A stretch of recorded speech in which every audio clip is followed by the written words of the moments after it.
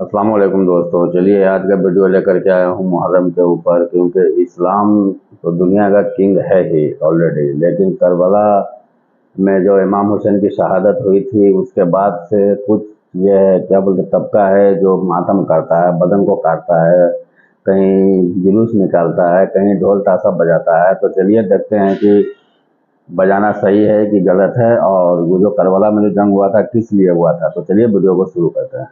इस दुनिया की तारीख के अंदर कई ऐसे अफसोसनाक और जालमाना किस्म के वाक़यात हो चुके हैं जिनका दर्द आहिस्ता आहिस्ता वक्त के साथ कम होने लगता है, लेकिन इस्लामी तारीख के अंदर वाक़या करबला एक ऐसा सानिया है जिसके ज़ख्म पूरी मुसलमान उम्मत के दिलों पर आज भी ताज़ा हैं।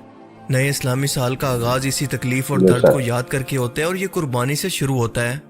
बहुत से लोग आज भी वाक़या करबला को सिर्फ एक इस्लामी तारीखी वाक़या समझते हैं कि जिस तरह से इमाम हुसैन अलैहिस्सलाम, उनके घर वालों और जानिसारों पर जुल्म के पहाड़ तोड़े गए, इन्हें मजलूमाना शहीद किया गया। इससे ज़्यादा इस वाक़ये की कोई अहमियत नहीं। हम लोगों ने वाक़या करबला की असल रूह और इसके मकसद को समझा ही नहीं है। ये सानिया दरअसल हमें सबक देने के लिए था कि इमाम हुसैन अलैहिस्सलाम की शहादत के बाद भी अगर मुआशरे के अंदर कोई यजीद खड़ा हो तो इसका सामना मुसलमान उम्मत को कैसे करना है।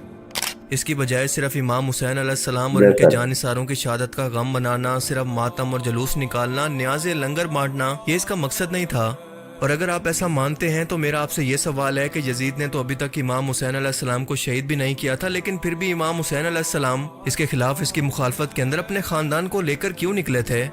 इसलिए क्योंकि इमाम हुसैन अलैहिस्सलाम यजीदियत की सोच के खिलाफ थे कि एक ऐसा शख्स जो कि खिलाफत के निज़ाम को बादशाहत के निज़ाम के अंदर बदलना चाहता है, शराबी हो, जानी हो, अल्लाह की हदूद को तोड़ने वाला शख्स हो, जालिम हो, ऐसा शख्स अगर आज 2023 के अंदर भी मौजूद है तो वो यजीद है, जिसके खिलाफ हर मुसलमान को खड़ा होना चाहिए, चाहे वो सुन्नी हो या फिर शिया। वरना इमाम हुसैन अलैहिस्सलाम के नाम पर रोना, मातम करना, लेकिन इनकी सोच को ना अपनाना, ये इनसे कैसी मोहब्बत और कैसा प्यार है। दरअसल इन गुमराह मुसलमानों से ज़्यादा ये तमाम कसूर इन गुमराह आलिम दीन का है जो कि हर इस्लामी फ़िरके के अंदर मौजूद हैं और मुसलमानों को असल दीन सिखाने की बजाय सिर्फ अपनी दुकान चला रहे हैं, दीन फरोशी कर रहे हैं। चाहे कोई सुन्नी आलिम हो या फिर शिया जाकिर, इन दोनों ने अपनी गुमराह कुन सोच ही अपनी आवाम को दी है, ना कि इमाम हुसैन अलैहिस्सलाम की सोच और इनका नज़रिया। इमाम हुसैन अलैहिस्सलाम के साथ जो जुल्म इनके दुश्मनों ने किए वही आज के मुसलमान भी इमाम हुसैन अलैहिस्सलाम की सुन्नत बनाकर वैसे ही कर रहे हैं। इनकी सोच ही बदल दी गई है। नई नई बिदात और रस्में जारी हो चुकी हैं और ऐसी ऐसी खुराफात आपको हर साल देखने को मिलती हैं कि अल्लाह की पनाह। इंटरनेट ऐसी वीडियो से भरा पड़ा है जिसके अंदर हर साल मुसलसल इजाफा ही देखने को मिल रहा है। मसलन वाक़या करबला की याद को ताज़ा करने के लिए अलामती तौर पर इन तमाम मनाजिर को बनाकर जलते हुए कोयलों पर चलना, आग पर कूदना। आप ज़रा सोचें कि ये आग इमाम हुसैन अलैहिस्सलाम ने लगाई थी या फिर इनके दुश्मन ने। 10 मुहर्रम को घोड़ा निकालना, खुद को छुरियां मारना, मातम करना, क्या ये इमाम हुसैन अलैहिस्सलाम के घर वालों ने कभी भी वाक़या करबला के बाद खुद से किया था? उन्होंने ऐसा इसलिए नहीं किया था कि उनको अपने घर वालों की शहादत का गम नहीं था, बल्कि इसलिए कि ये बिदअत है, ये सब कुछ इस्लामी तालीमात का हिस्सा नहीं है। इमाम हुसैन अलैहिस्सलाम को यजीद के किरदार से नफरत थी, इनको दीन का गम था जिसे बदला जा रहा था। और हमें आज किस चीज़ का गम है? सिर्फ एक चीज़ का कि इमाम हुसैन अलैहिस्सलाम को मजलूमाना शहीद किया गया या उन पर और इनके घर वालों पर जुल्म हुए। मुसलमानों का ये गम अपनी जगह पर ठीक है, लेकिन सिर्फ एक ये गम काफ़ी नहीं है। हमें अपनी सोच को भी इमाम हुसैन अलैहिस्सलाम की तरह वैसे ही बदलना होगा। क्योंकि आप सोच कर देखें कि अगर यजीद इमाम हुसैन अलैहिस्सलाम को शहीद ना करवाता तो क्या आज के मुसलमान इसी किरदार के साथ जो कि उस वक्त उसका था, क्या इससे मोहब्बत करते? सो तलवारें, नेज़े, खंजर, अलामती तौर पर खून और दर्द के मनाजिर बना बना कर दिखाना, जंजीरें पहनाना, क्या ये वाक़यात तमाम इमाम हुसैन अलैहिस्सलाम के साथ और इनके घर वालों के साथ हुए थे या फिर दुश्मन के साथ? जब ये सब कुछ इमाम हुसैन अलैहिस्सलाम के साथ दुश्मन ने किया तो ये इमाम हुसैन की सुन्नत कैसे हो गई?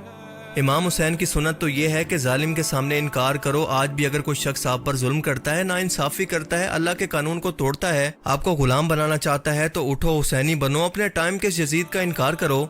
ये है इमाम हुसैन की फ़िक्र, उनकी सोच और उनका नज़रिया, ना कि ये सब।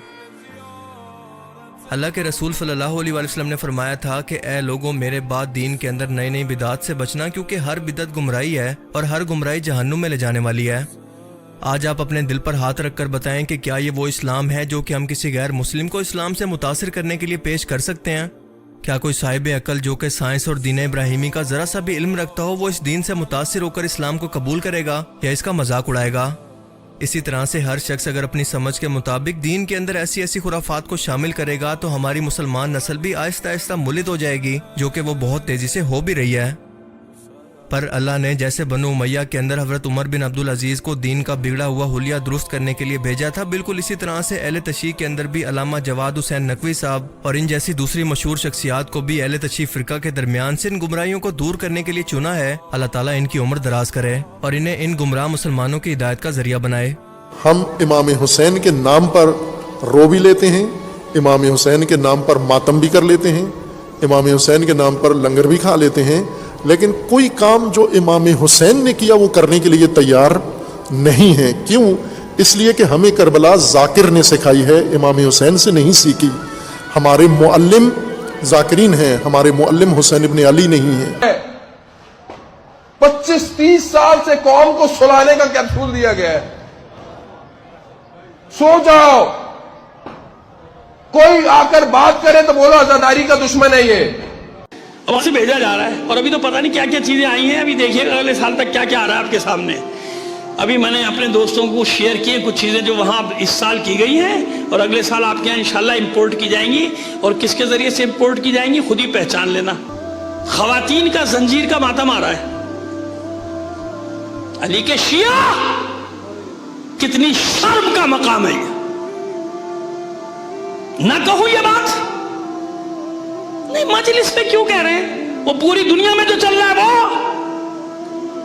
سوشل میڈیا پہ جو چل رہا ہے، وہ دنیا گالیاں دے رہی ہے، وہ نہیں بولو، عالم نہ بولے، مار دو، ختم کر دو، پھر نہیں بولیں گے؟ شرم ہے، کچھ حیا ہے؟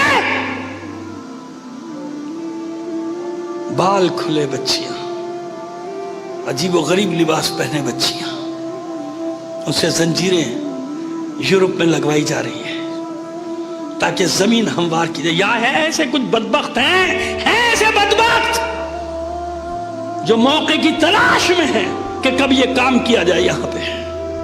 کیوں؟ کیونکہ سب خاموش، بدماشوں کے ڈر سے، کیونکہ یہ اپنے ساتھ 100-150 بدماش لے کر چلتے ہیں۔ میں تو اکیلا بیٹھا ہوں نا، بول رہا ہوں، ریکارڈ کرا رہا ہوں، سب پتہ نہیں کب مر جاؤں۔